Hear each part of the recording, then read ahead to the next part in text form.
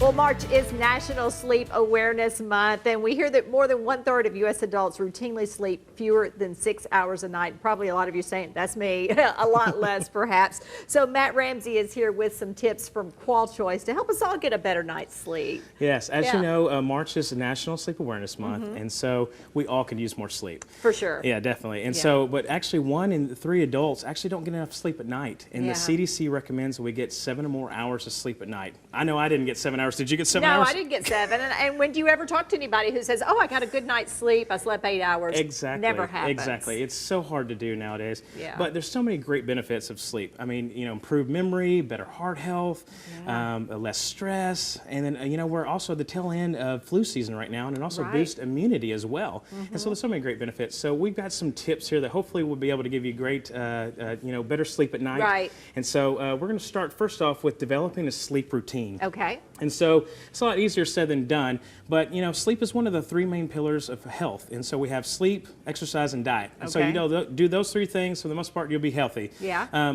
But in order to develop a sleep routine, you need to be consistent. And so that means going to sleep every single night at the same time. Right. Which, you know, and that also includes weekends and holidays. That's the hard part. Exactly. Yesterday was both, so we're kind of already starting off on a bad start. Yes. And so, but we need to be consistent. Yeah, and try to keep it going on the weekends as well. Right, exactly.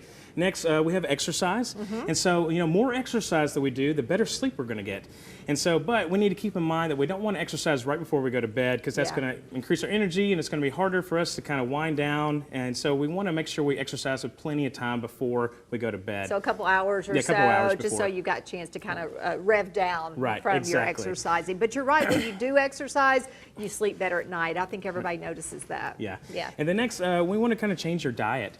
You know, we all want that afternoon cup of coffee to help give us that energy boost in order to kind of help us finish up the day. But that's actually when we need to cut out caffeine. In the afternoon. It's mid-afternoon. And so we want to cut back on the caffeine. And then also, we want to make dinner the lightest meal of the day, because it's hard to go to sleep on a heavy stomach. Right. And so keep that in mind with your diet. And so those 3 things right there will definitely help improve your sleep instantly if you do that. Lighter, and don't eat right before bed too. Also try to do that a little earlier in the evening. Right, definitely. Okay. And so next, don't smoke. I mean, we say that for a lot of things, but especially when it comes to sleeping. Nicotine is a stimulant just like caffeine, and it's going to keep us up at night. And so it's also going to make our sleep apnea worse. And so no one can sleep when there's someone snoring in the bed next to you, so that's going to keep everybody up. There you go. And so, it hurts both of your sleeping patterns for sure. And basically, just don't do it for so many health reasons. Right. And QualChoice has a lot of great programs that can help you quit smoking if you're interested. So go to QualChoice.com, and that'll help you be able to find out ways that you can quit smoking. It is hard to do, but it can be done. Yes, it can be done. Yeah. Next, say no to the nightcap. You know, a lot of people end up having a nightcap because alcohol makes them sleepy, which it does, you know, but at the same time, it also is going to increase our chances of waking up in the middle of the night, just because once the effects kind of wear off, you know, we end up kind of waking up. So we want to make sure we get rid of that nightcap and say no to that. If you want to do something, try a warm glass of milk. That's actually going to be something more healthy and better beneficial for you. Yeah, again, like the other things, if you do need a cocktail earlier in the day, exactly. If you can do that earlier in the evening, perhaps. Yeah, they're very easy. It's just you want to make sure you do a few hours earlier in what you do. So next.